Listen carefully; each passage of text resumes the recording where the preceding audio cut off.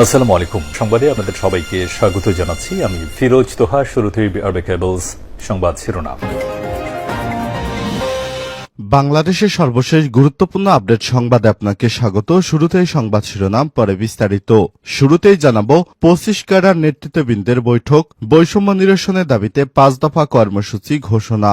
বৈষম্য নিরসনের দাবিতে 5 দফা কর্মসূচি ঘোষণা করেছে আন্তঃক্যাডার বৈষম্য নিরসন পরিষদ। আর শনিবার 21শে ডিসেম্বর পরিষদের অন্তর্ভুক্ত 25টি ক্যাডারের নেতৃত্ববৃন্দের এক মতবিনিময় সভায় সব কর্মসূচি ঘোষণা করা হয়েছে। রাজধানীর সেগুনবাগিচার গণপূর্ত ভবনে এই সভা অনুষ্ঠিত হয়। আন্তঃক্যাডার বৈষম্য নিরসন পরিষদের সমন্বয়ক ড মোহাম্মদ মফিজুর রহমানের সঞ্চালনায় অনুষ্ঠানে 25টি ক্যাডারের সভাপতি, সেক্রেটারি সহ সিনিয়র নেতৃত্ববৃন্দ উপস্থিত ছিলেন।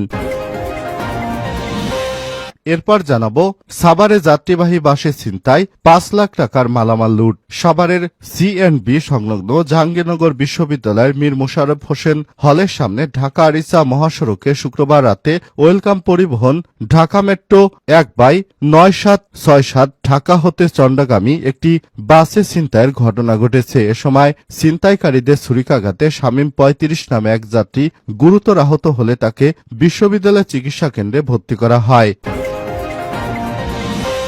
জানাবো 25এই নির্বাচন চায় বিএনপি এবং সমমনা। দেশের চলমান রাজনৈতিক পরিস্থিতি এবং ত্রয়োদশ জাতীয় সংসদ নির্বাচন নিয়ে ফ্যাসিবাদ বিরোধী আন্দোলনে থাকা মিত্র দলগুলোর সঙ্গে ধারাবাহিক বৈঠক শুরু করেছে বিএনপি। তাদের সঙ্গে বৈঠক করে তারা জানিয়েছে 2025 সালের মধ্যেই নির্বাচন চায় বিএনপি। এদিকে সাগরে নিম্নচাপ, 2 দিন বৃষ্টি হতে পারে যেসব অঞ্চলে।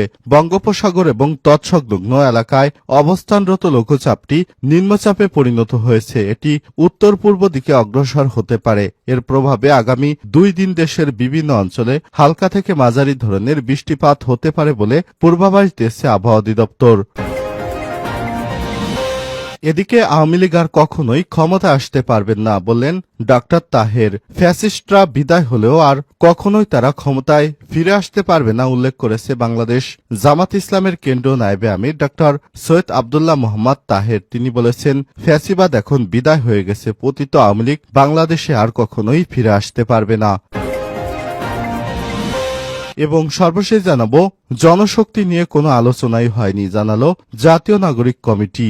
বৈষম্যবিরোধী ছাত্র আন্দোলনের নেতৃত্বে এবং জাতীয় নাগরিক কমিটির উদ্যোগে অনাগত রাজনৈতিক দলের কোনো নাম কিংবা সিদ্ধান্ত নিয়ে আলোচনা হয়নি। শনিবার 21শে ডিসেম্বর জাতীয় নাগরিক কমিটির জরুরি এক প্রেস বিজ্ঞপ্তিতে সব তথ্য জানানো হয়েছে। সংগঠনের মুখপাত্র সামান্তা শারমিন বলেছেন, বিভিন্ন সংবাদ মাধ্যম এবং সামাজিক যোগাযোগ মাধ্যমের বরাতে আমাদের দৃষ্টিগোচর হয়েছে যে বৈষম্যবিরোধী ছাত্র আন্দোলনের নেতৃত্বে এবং জাতীয় নাগরিক কমিটির উদ্যোগে অনাগত রাজনৈতিক দলের নাম জনশক্তি, যা জনমনে বিভ্রান্তি সৃষ্টি করেছে। প্রিয় দর্শক, এতক্ষণ শুনছিলেন সংবাদ শিরোনাম, এবারে বিস্তারিত। তবে তার আগে বন্ধুরা অনুরোধ থাকবে সংবাদটিতে একটি লাইক দিন। এই চ্যানেলে আপনি নতুন হয়ে থাকলে আমাদের সংবাদটি দেখতে দেখতে চ্যানেলটি সাবস্ক্রাইব করে রাখুন। কমেন্ট করে আপনার মূল্যবান মতামত জানিয়ে দিন বন্ধুরা, আপনি বিশ্বের কোন দেশ থেকে বা বাংলাদেশের কোন স্থান থেকে আমাদের সংবাদটি দেখছেন এবং শুনছেন। এবারে বিস্তারিত। বৈষম্য নিরসনের দাবিতে 5 দফা কর্মসূচি ঘোষণা, 25 ক্যাডারের নেতৃত্বে বৈঠক। বৈষম্য নিরসনের দাবিতে 5 দফা কর্মসূচি ঘোষণা করেছে আন্তঃক্যাডার বৈষম্য নিরসন পরিষদ। শনিবার 21শে ডিসেম্বর পরিষদের অন্তর্ভুক্ত 25টি ক্যাডারের নেতৃত্ববৃন্দের এক মতবিনিময় সভায় কর্মসূচি দেওয়া হয়েছে। রাজধানীর সেগুনবাগিচা পূর্ত ভবনে এই সভা অনুষ্ঠিত হবে। আন্তঃক্যাডার বৈষম্য নিরসন পরিষদের সমন্বয়ক ড মোহাম্মদ মফিজুর রহমানের সঞ্চালনায় অনুষ্ঠানে 25টি ক্যাডারের সভাপতি ও সেক্রেটারি সহ সিনিয়র নেতৃত্ববৃন্দ উপস্থিত ছিলেন। পরিকল্পনা উপদেষ্টা দপ্তরের জনসংযোগ শাখা থেকে পাঠানো এক বিজ্ঞপ্তিতে সব তথ্য জানানো হয়েছে। বিজ্ঞপ্তিতে আরো বলা হয়েছে, জনপ্রশাসন সংস্কার কমিশনের উপসচিব পুলে প্রশাসন ক্যাডারের জন্য 50% কোঠা রেখে অন্যান্য 25টি ক্যাডারের জন্য 50% মেধার ভিত্তিতে নিয়োগের সুপারিশ করেছে। এছাড়াও শিক্ষা ও স্বাস্থ্য ক্যাডারকে সিভিল সার্ভিস থেকে আলাদা করার কথা বলা হয়েছে। পরিপ্রেক্ষিতে সভাটি অনুষ্ঠিত হয়। সভায় 25টি ক্যাডার নিয়ে গঠিত আন্তঃক্যাডার বৈষম্য নিরসন পরিষদ এর সঙ্গে কোন রকম আলোচনা ছাড়া এমন সিদ্ধান্তের তীব্র প্রতিবাদ জানানো হয়। সাভারে যাত্রীবাহী বাসে ছিনতাই ৫ লাখ টাকার মালামাল লুট। সাভারের CNB সংলগ্ন জাহাঙ্গীরনগর বিশ্ববিদ্যালয় মীর মোশাররফ হোসেন হলের সামনে ঢাকা আরিচা মহাসড়কে শুক্রবার রাতে ওয়েলকাম পরিবহনের ঢাকা মেট্রো 1/9767 ঢাকা হতে চন্দ্রগামী একটি বাসে ছিনতাইয়ের ঘটনা ঘটেছে।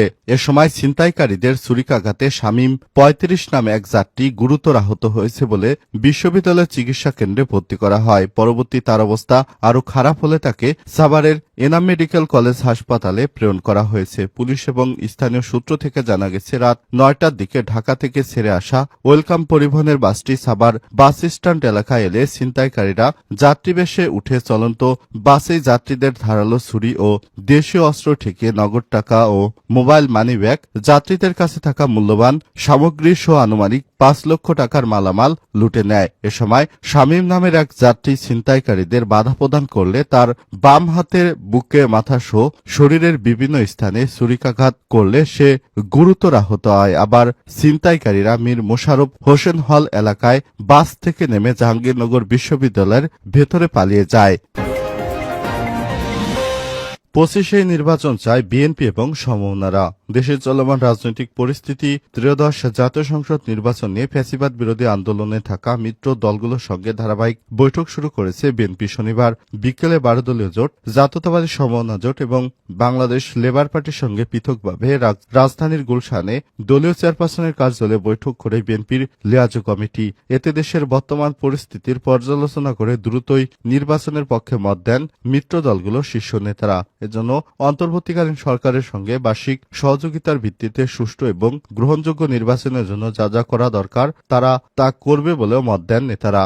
বৈঠক সূত্র থেকে জানা গেছে, আগামী জাতীয় নির্বাচনের সময়সীমা প্রসঙ্গে জোট নেতাদের কাছে মতামত জানতে চায় বিএনপি। সেখানে সব জোট এবং দলের নেতারা অভিন্ন সুরে জানান, ত্রয়োদশ জাতীয় সংসদ নির্বাচন কোনোভাবেই 2025 সাল অতিক্রম করতে পারে না। এ সময়ের মধ্যে নির্বাচন না হলে দেশে অস্থিরতা বাড়বে। পতিত ফ্যাসিবাদের দোসররা আরও শক্তি সঞ্চয় করে গভীর ষড়যন্ত্র করতে সক্ষম হবে। এতে দেশ এবং জাতির বড় ক্ষতি হয়ে যাবে। এ সময় তারা আরও জানান, বৈঠকে নির্বাচন নিয়ে প্রধান উপদেষ্টার এবং তার প্রেস সচিবের বক্তব্য পরস্পর বিরোধী উল্লেখ করে এর সমালোচনা করেন তারা বলেন, সরকারের মধ্যেই কোনো সমন্বয় নেই। এতে শুধু রাজনৈতিক অঙ্গনে নয়, সাধারণ মানুষের মধ্যে বিভ্রান্তি সৃষ্টি করছে। তাই সরকারের মধ্যে অবশ্যই সমন্বয় থাকা উচিত এবং নির্বাচন ইস্যুকে তাদের সর্বোচ্চ প্রাধান্য দেওয়া উচিত। বিএনপির মহাসচিব মির্জা ফখরুল ইসলাম আলমগীর এর নেতৃত্বে বৈঠকে উপস্থিত ছিলেন দলের স্থায়ী কমিটির সদস্য নজরুল ইসলাম খান, বেগম সেলিমা রহমান,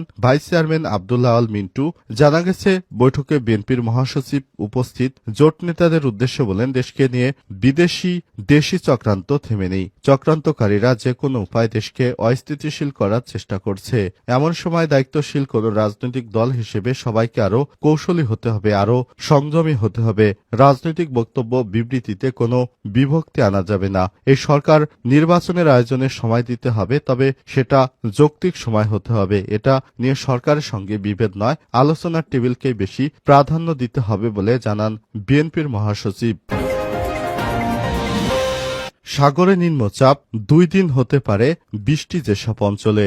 বঙ্গোপসাগর এবং তৎসংলগ্ন এলাকায় অবস্থানরত লঘুচাপটি নিম্নচাপে পরিণত হয়েছে। এটি উত্তর পূর্ব দিকে অগ্রসর হতে পারে। এর প্রভাবে আগামী 2 দিন দেশের বিভিন্ন অঞ্চলে হালকা থেকে মাঝারি ধরনের বৃষ্টি হতে পারে বলে পূর্বাভাস দিয়েছে আবহাওয়া অধিদপ্তর। শনিবার 21 ডিসেম্বর সন্ধ্যা 6টা থেকে পরবর্তী 72 ঘন্টার আবহাওয়ার পূর্বাভাসে সব তথ্য জানানো হয়েছে। আবহাওয়াবিদ আবুল কালাম মল্লিক জানিয়েছেন, দক্ষিণ পশ্চিম বঙ্গোপসাগর ও তৎসংলগ্ন এলাকায় অবস্থানরত সুস্পষ্ট লঘুচাপটি উত্তর পূর্ব দিকে অগ্রসর এবং ঘনীভূত হয়ে শুক্রবার 20 ডিসেম্বর সন্ধ্যায় নিম্নচাপে পরিণত হয়। এটি শনিবার সন্ধ্যা 6টার দিকে পশ্চিমবঙ্গ, বঙ্গোপসাগর ও তৎসংলগ্ন এলাকায় 14.2 উত্তর অক্ষাংশ, 84.8 পূর্ব দ্রাঘিমাংশ অবস্থান করছে।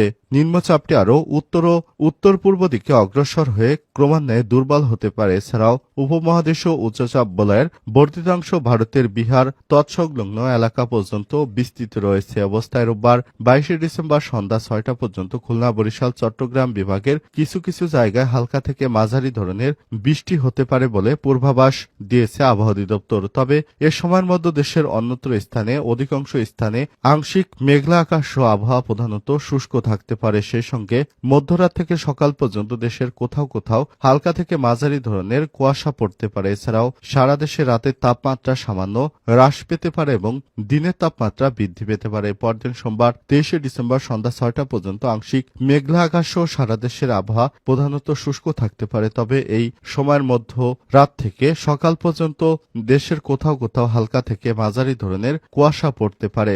অন্যদিকে আগামীকাল 24 ডিসেম্বর সন্ধ্যা 6টা পর্যন্ত খুলনা বরিশাল বিভাগের দু এক জায়গায় হালকা বৃষ্টিপাত হতে পারে। অন্যান্য বিভাগে বৃষ্টিপাত হওয়ার সম্ভাবনা খুবই কম। তবে আবহাওয়া প্রধানত শুষ্ক থাকার সম্ভাবনা রয়েছে বলে জানিয়েছে আবহাওয়া অধিদপ্তর।